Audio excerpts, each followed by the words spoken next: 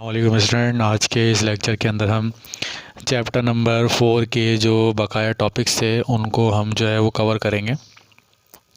अब इसमें देखिए हमारे पास है इंडस्ट्रियल प्रिपरेशन ऑफ क्लोरीन। अब इंडस्ट्रियल प्रिपरेशन ऑफ क्लोरीन इसकी जो है वो बुनियादी तौर पर हमारे पास दो मेथड्स हैं जिनके ज़रिए हम क्या करते हैं वो क्लोरीन को हम क्या करते हैं प्रिपेयर करते हैं।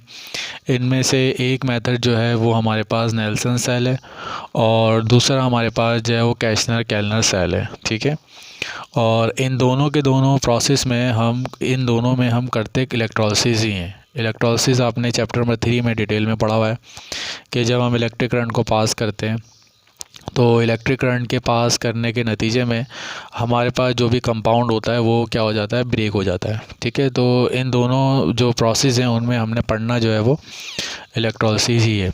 अब देखें जो कैशनर केल्नर सेल है ये चैप्टर नंबर 3 में हम बहुत डिटेल में पढ़ चुके हैं और कैशनर केल्नर सेल में वहाँ हमने पढ़ लिया था कि किस तरह से जो है वो सोडियम क्लोराइड को यूज़ कर हम अपनी प्रोडक्ट्स को जो है वो इस्तेमाल करते हैं, यूज़ करते हैं, प्रोड्यूस करते हैं। तो हम इसमें जो पढ़ेंगे वो हम सिर्फ इसके अंदर जो है वो नेल्सन सेल का मेथड जो है वो हम इसमें पढ़ेंगे। अब सबसे पहले याद रखें कि हम नेल्सन सेल में पढ़ रहे हैं तो इसमें जो बुनियादी प्रिंसिपल है वो आपके पास इलेक्ट्रोलिसिस ही है और हम इसकी इलेक्ट्रोलिसिस में जो हम यूज़ करते हैं वो saturated solution of sodium chloride, यानी सोडियम क्लोराइड लेते हैं और उसका सैचुरेटेड सॉल्यूशन बनाते हैं वाटर में और उसको हम क्या कहते हैं, ब्राइन सॉल्यूशन कहते हैं। ठीक है, ये हमने जो है वो उसके अंदर ही पढ़ लिया था, सॉल्व अमोनिया प्रोसेस में ब्राइन सॉल्यूशन किसे कहते हैं। तो नेल्सन सेल के अंदर अब आपको ये बात पता लग गई है कि इसके अंदर हम इलेक्ट्रोलिसिस करेंगे और सैचुरेटेड सॉल्यूशन जो है वो NaCl का हम क्या करते हैं, यूज़ करते हैं। ठीक है, और जब हम इसकी इलेक्ट्रोलिसिस करते हैं तो देखें हमारे पास 3 प्रोडक्ट आती हैं। एक हमारे पास सोडियम हाइड्रोक्साइड, दूसरा Cl2 और तीसरा जो है वो हमारे पास हाइड्रोजन गैस जो होती है वो प्रिपेयर होती है। अब हमने आगे यही देखना है कि किस तरह से ये 3 प्रोडक्ट जो है वो हमारे इस नेल्सन सेल में हम इनको कलेक्ट करते हैं और प्रिपेयर कैसे करते हैं। सबसे पहले देखें इसकी कंस्ट्रक्शन है। कंस्ट्रक्शन में आपको पता है कि आप इलेक्ट्रोलिसिस पढ़ चुके हैं और इलेक्ट्रोलिसिस में हमेशा 2 इलेक्ट्रोड्स इसके अंदर जो हैं वो यूज़ होती हैं। एक हमारे पास कैथोड होता है और एक हमारे पास क्या होता है, एनोड होता है। तो सबसे पहले हम देख लें कि हमारे पास जो इसके अंदर कैथोड है तो कैथोड हमारे पास जो है वो U shape perforated steel cathode होती है, यानी ये जो आपको नज़र आ रहा है ये आपको ये जो नज़र आ रहा है ये यू शेप जो है वो आपके पास परफोरेटेड स्टील की जो है ये आपके पास कैथोड है और इसको हमने जो है वो इस रेक्टेंगुलर स्टील टैंक के अंदर क्या किया हुआ है, सस्पेंड करके हमने इसको रखा हुआ है। तो ये कैथोड है। तो ये कैथोड आपको नज़र आ गया, ये स्टील की जो है वो ये यू शेप परफोरेटेड स्टील है। परफोरेटेड का मतलब इसमें छोटे छोटे सुराग आपको क्या हो रहे हैं, नज़र आ रहे हैं। अब इसके बाद कैथोड के बाद देख लें हमारे पास जो सेकंड चीज़ है वो हमारे पास एनोड है। एनोड आपको नज़र आ रहा है कि बीच में ये जो है वो कार्बन की जो इलेक्ट्रोड जो आपको हैंग हुई नज़र आ रही है, ये जो कार्बन की एनोड है, रॉड है, इसको हम क्या कहते हैं, एनोड कहते हैं। ठीक है, और इसको हमने ये जो यू शेप कैथोड थी इसके अंदर हमने क्या किया हुआ है, इसको सस्पेंड करके रखा हुआ है। तो नेल्सन सेल में भी आपके पास वही इलेक्ट्रोलिसिस है। तो 2 आपके पास कैथोड है, एनोड है। कैथोड जो है वो आपके पास जो है वो स्टील की परफोरेटेड कैथोड है और जो एनोड है वो हमारे पास जो है वो कार्बन की ग्रेफाइट के फॉर्म में हमारे पास जो है वो यू शेप परफोरेटेड स्टील के अंदर वो हैंग हुई है। अब इसके बाद सेकंड चीज़ देख लें कि ये जो यू शेप स्टील कैथोड है इसको हमने, ये जो नज़र आ रहा है आपको ये यहाँ पर इसके बराबर में देखें ये जो चीज़ नज़र आ रही है इसको हमने लाइनिंग करवाया हुआ है किसके साथ, एस्पिटॉस की डायफ्राम के साथ। ठीक है, और एस्पिटॉस की डायफ्राम के साथ इसको लाइनिंग कराने का बुनियादी मकसद ये है कि देखें ये कैथोड यहाँ पर एनोड यहाँ मौजूद है, कैथोड यहाँ मौजूद है। तो दोनों को क्या किया जा सके, सेपरेट किया जा सके, दोनों की दोनों क्या रहें आपकी सेपरेट करें। तो यहाँ हम एक पोरस एस्पिटॉस की डायफ्राम लाइनिंग कर देते हैं ताकि ये एनोड और कैथोड दोनों के दोनों क्या रहें, एक दूसरे से सेपरेट रहें। अब इसके बाद देख लें, अब यहाँ आपको नज़र आ रहा है there is a inlet of brine solution.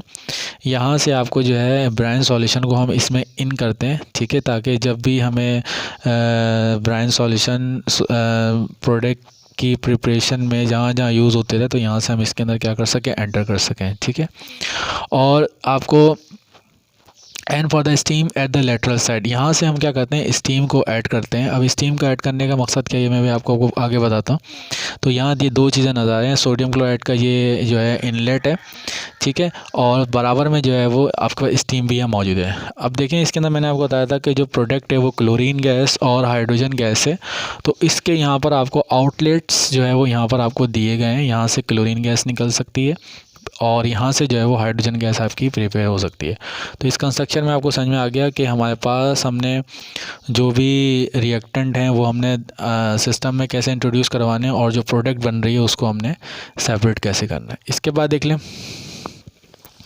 अच्छा, अब देखें outside the cathode the outer steel tank is careful full of steam which keep the pores of asbestos diaphragm open. अब देखें यहाँ से हम क्या कर रहे हैं, स्टीम को प्रोवाइड कर रहे हैं और इस स्टीम को प्रोवाइड करने का मकसद ये है कि जो एस्पिडोस के जो पोर्स हैं वो खुले रहें, ताकि ये आपके पास जो कैथोड है, कैथोड पे जो प्रोडक्ट आके डिपॉजिट होगी तो वो इन पोर्स में से होती हुई जो होगी वो यहाँ पर क्या हो जाएगी, डिपॉजिट हो जाएगी।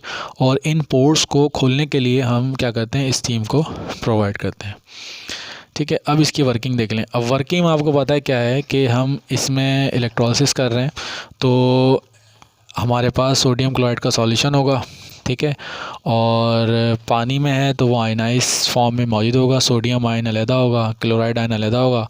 जैसे ही इलेक्ट्रिक करंट पास करेंगे तो जो कैटाइन है वो कैथोड की तरफ जाएगा और ये एनाइन है और वो एनोड की तरफ जाएगा। ये आपने पढ़ा हुआ है, ठीक है। तो अब इसकी देख लेते हैं, वर्किंग में देख लें। सबसे पहले देखें सोडियम क्लोराइड है तो ये आपका जो है वो आयनाइज हो जाएगा, किसमें, सोडियम आयन में और क्लोराइड आयन में। और वाटर है तो वाटर भी आपका आयनाइज हो जाएगा एच आयन और ओ एच आयन के अंदर, ठीक है। अब देखें इसके अंदर हम इलेक्ट्रिक करंट पास करेंगे।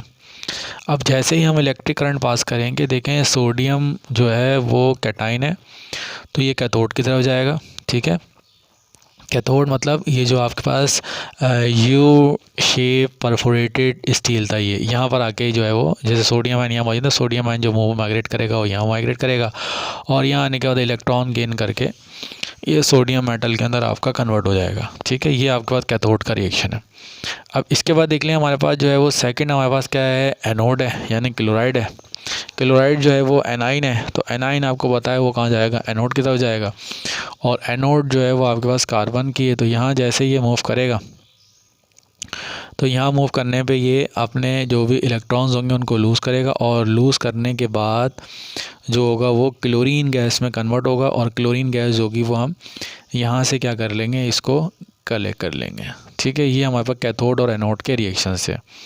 अब इसके बाद देख लें, अब इसका ओवरऑल रिएक्शन देख लें। ओवरऑल रिएक्शन ये है कि सोडियम क्लोराइड की इलेक्ट्रोलिसिस हुई है और इलेक्ट्रोलिसिस होने के नतीजे, और यहाँ पर एक चीज़ देख लीजिए कि यहाँ मैंने एक चीज़ आपको नहीं बताई, ये सोडियम आपका कलेक्ट हुआ है।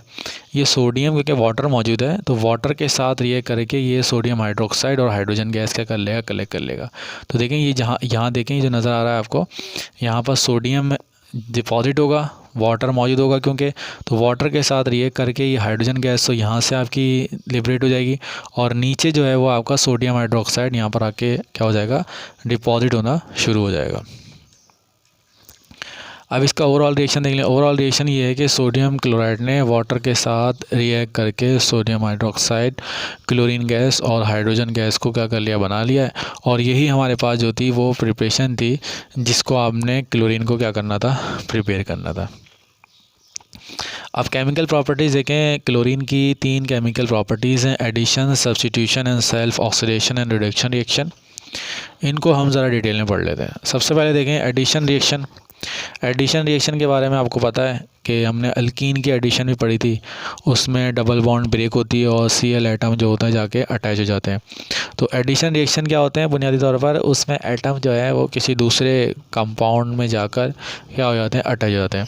अब यहाँ पर देखें जो SO2 आपको नज़र आ रहा है, इस SO2 में देखें कि हमने इसको रिएक्ट करवाया किसके साथ, Cl2 के साथ क्या करा, रिएक्ट करवाया। तो जब हमने Cl2 के साथ रिएक्ट करवाया तो ये जो Cl2 है इस सल्फ़र डाइऑक्साइड के साथ अंदर जाके क्या हो जाएगा, दोनों के दोनों Cl एटम सल्फ़र डाइऑक्साइड के साथ क्या जाके क्या हो चुके हैं, अटैच हो चुके हैं। तो इसको हम कहते हैं सल्फ्यूराइल क्लोराइड। तो इसमें देखें कि आपके पास जो है वो एटम बुनियादी तौर पर जो है वो सल्फ़र डाइऑक्साइड के अंदर जाके क्या हो चुका है, अटैच हो चुका है। तो इसको हम कहेंगे कि ये हमारे पास एडिशन रिएक्शन है। इसके बाद देखें जो सेकंड रिएक्शन है वो कार्बन मोनोऑक्साइड के साथ है। इसमें देखें ये Cl2 है और Cl2 क्योंकि एडिशन रिएक्शन शो करता है तो ये कार्बन मोनोऑक्साइड के अंदर जाकर ये दोनों के दोनों Cl एटम जो होंगे वो जाके अटैच हो जाएंगे और इसको हम कहते हैं कि ये जो है फॉजीन गैस है जो हमने जो है वो इसके अंदर क्लोरीन के एडिशन से प्रिपेयर किया। अब तीसरा रिएक्शन ये तो बहुत ही वेल नोन जो है वो रिएक्शन है जो आपने चैप्टर नंबर 7 के अंदर भी पढ़ा था कि Cl2 में जो इथीन है उसकी डबल बॉन्ड ब्रेक होगी और डबल बॉन्ड ब्रेक होने के नतीजे में आपके पास क्या होगा कि Cl एटम जो है वो दोनों जगह जाके क्या हो जाएगा, अटैच हो जाएगा। तो इसको हम कहेंगे कि यहाँ पर एडिशन रिएक्शन है। ये तो सेम ही रिएक्शन आ गया। अब सब्स्टिट्यूशन रिएक्शन देख लें। अब देखें सब्स्टिट्यूशन रिएक्शन ये होते हैं कि एक एटम दूसरा जो भी आपका कंपाउंड है उस कंपाउंड के एटम को हटाकर और ख़ुद जाकर क्या हो जाए, सब्स्टिट्यूट हो जाए।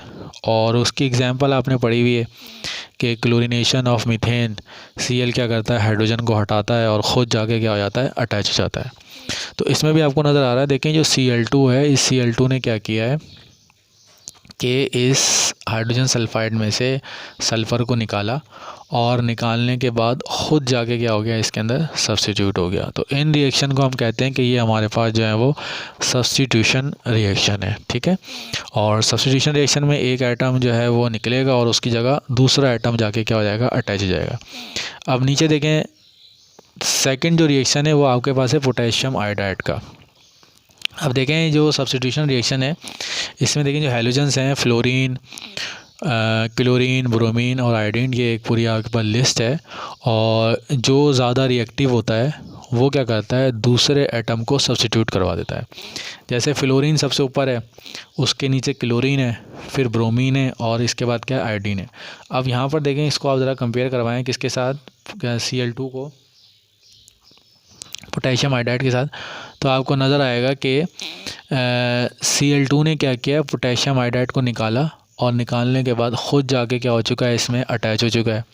अब देखें इसने जो सब्स्टिट्यूशन की है वो इसलिए की है क्योंकि रिएक्टिविटी सीरीज़ में जो आयोडीन है वो सबसे नीचे मौजूद है और Cl जो है वो सबसे ऊपर मौजूद है, इसलिए इसने जो है इसको सब्स्टिट्यूट करवा दिया, ठीक है। लेकिन अगर इसकी जगह F होता, फ्लोराइड होता, तो Cl कभी भी फ्लोराइड को सब्स्टिट्यूट नहीं करवा सकता था, ठीक है। तो इसमें याद रखें कि हैलोजन में सीरीज़ में फ्लोरीन, क्लोरीन, ब्रोमीन, आयोडीन जो सबसे ऊपर मौजूद है वो दूसरे को क्या कर सकता है, सब्स्टिट्यूट करवा सकता है, ठीक है।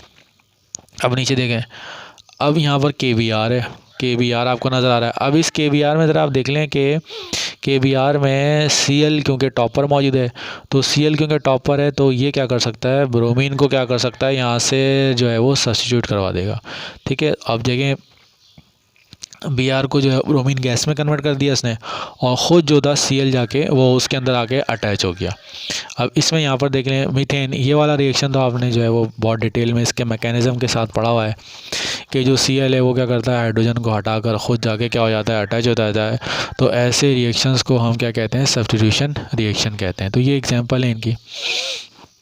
अब इसमें देखें सबसे मोस्ट इंपॉर्टेंट जो रिएक्शन है इसका आमतौर पे पेपर में भी पूछा जाता है कि सेल्फ ऑक्सीडेशन रिडक्शन और डिसप्रोपोर्शन रिएक्शन क्या है, ठीक है। सेल्फ ऑक्सीडेशन ये नाम से नज़र आ रहा है कि ये जो Cl2 है ये ख़ुद जो है वो क्या होगा, ऑक्सीडाइज भी होगा और रिड्यूस भी होगा, ठीक है। अब ऑक्सीडेशन और रिडक्शन सबसे पहले इसको समझने के लिए आपको पता होना चाहिए ऑक्सीडेशन और रिडक्शन होती क्या है।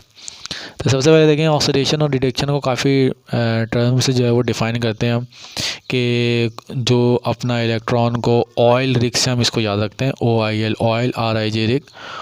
Oxidation is loss of electron, जो एटम अपना इलेक्ट्रॉन लूज़ करेगा तो उसे हम कहेंगे कि ऑक्सीडेशन है।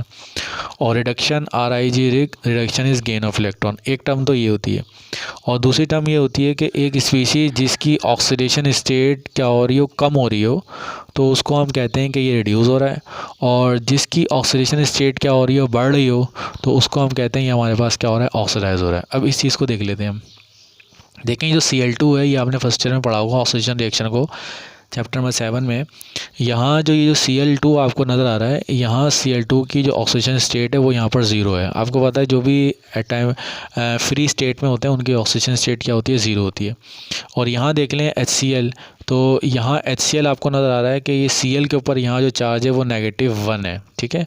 अब देखिए ये 0 से -1 पर जा रहा है, तो इसका मतलब पहले मैंने आपको बताया था जब ऑक्सीजन स्टेट क्या हो रही है, कम हो रही हो, तो उसको हम कहते हैं कि ये हमारे पास क्या है, रिडक्शन है, ठीक है। तो इसका मतलब Cl2 जो है वो पहले तो रिड्यूस भी हो रहा है, ठीक है।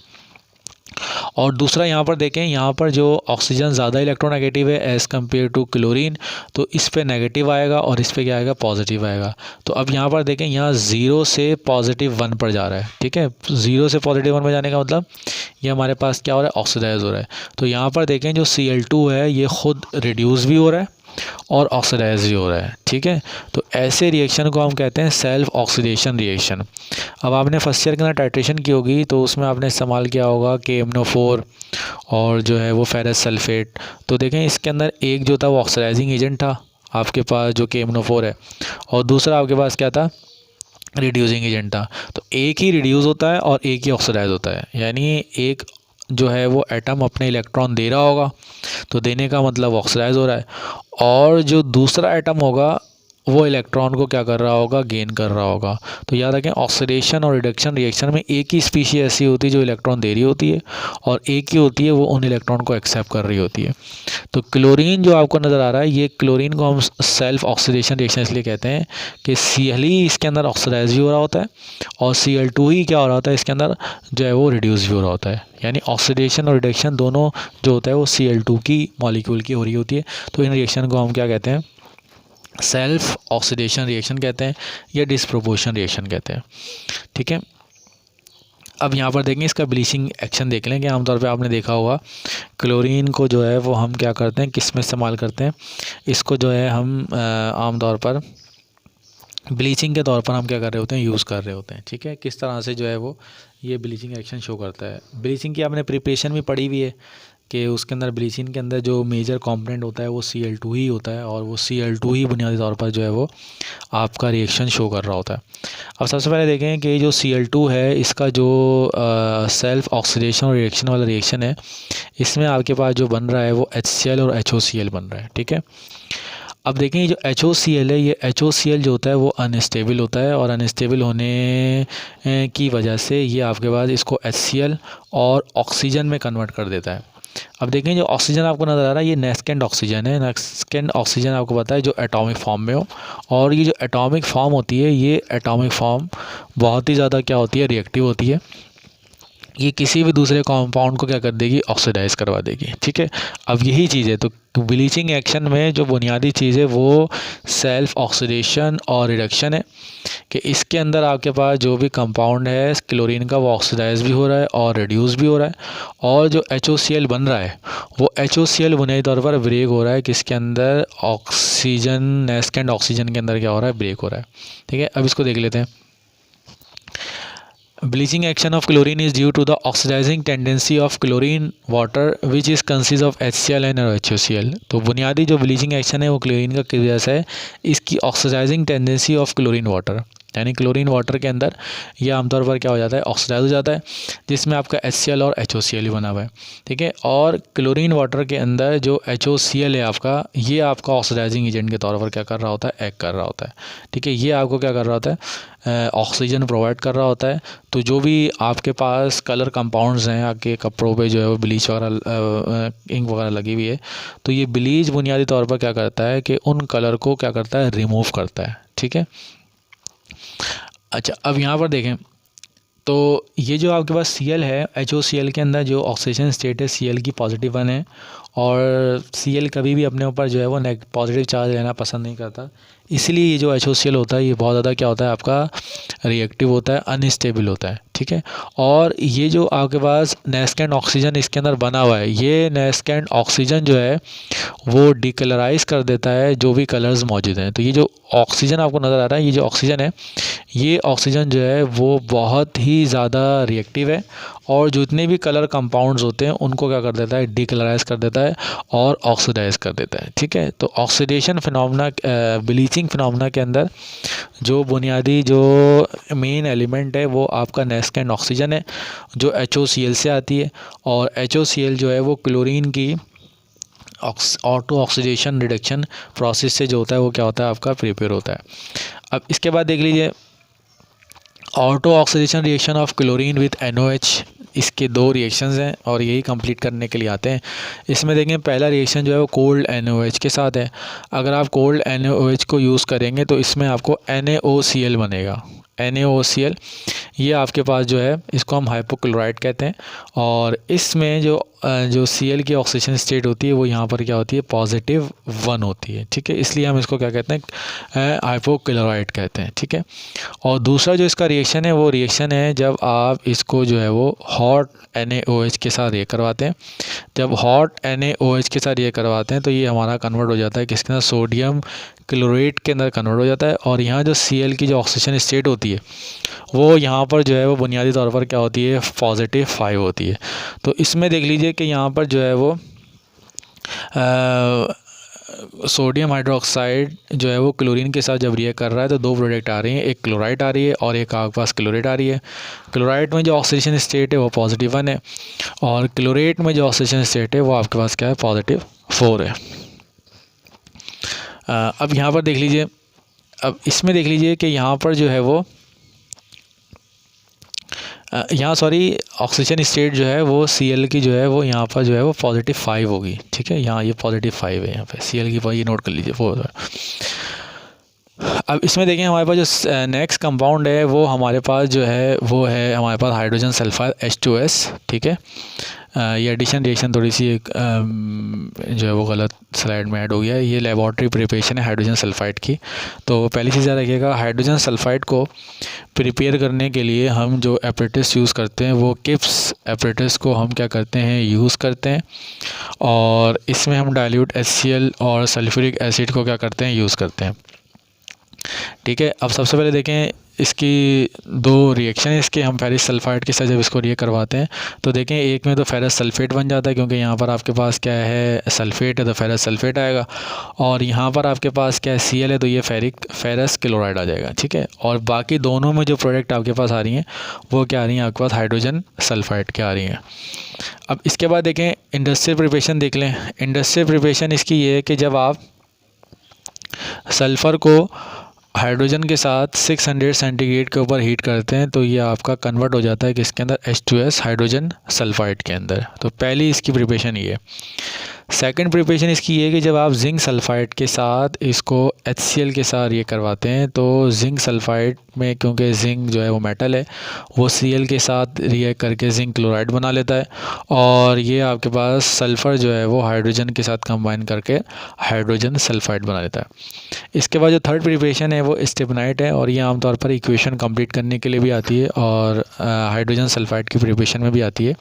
तो होता ये है कि आपके पास बिल्कुल सिंपल सा रिएक्शन है कि HCl है तो जो ये मेटल होगा वो अपना क्लोराइड बना लेगा और जो सल्फ़र होगा वो हाइड्रोजन के साथ रिएक्ट करके जो है वो आपका हाइड्रोजन सल्फाइड बना लेगा। और ये चौथा जो रिएक्शन है ये आपने जिंक की जो प्रॉपर्टीज़ थी उनके अंदर आपने पढ़ लिया था कि जिंक जो है वो हाइड्रोजन सल्फाइड के साथ ये करके हाइड्रोजन जिंक सल्फेट और हाइड्रोजन सल्फाइड जो होता है वो इसके अंदर क्या करता है, प्रिपेयर करता है। तो ये 4 मेथड हैं जिसके ज़रिए आप क्या कर सकते हैं, हाइड्रोजन सल्फाइड को प्रिपेयर कर सकते हैं। अब आप आ जाएँ केमिकल प्रॉपर्टी की तरफ। तो देखें हाइड्रोजन सल्फाइड जो है बुनियादी तौर पर जो है इसके अंदर ये वीक एसिड के तौर पर एक्ट करता है और एसिडिक प्रॉपर्टी का मतलब ये है कि जब भी इसको वाटर में हम क्या करेंगे, डिज़ोल्व करेंगे तो ये अपने H आयंस जो होता है वो क्या कर देता है, लिबरेट कर देता है। इसलिए हम कहते हैं कि ये हाइड्रोजन सल्फाइड जो है वो एसिडिक प्रॉपर्टी क्या करता है, शो करता है। और हाइड्रोजन सल्फाइड वाटर के साथ ये करेगा तो पहला प्रोटॉन रिलीज़ करेगा तो ये हाइड्रोनियम बना लेगा, HS- बना लेगा और फिर जब दूसरा प्रोटॉन रिलीज़ करेगा तो ये S-2 बना लेगा।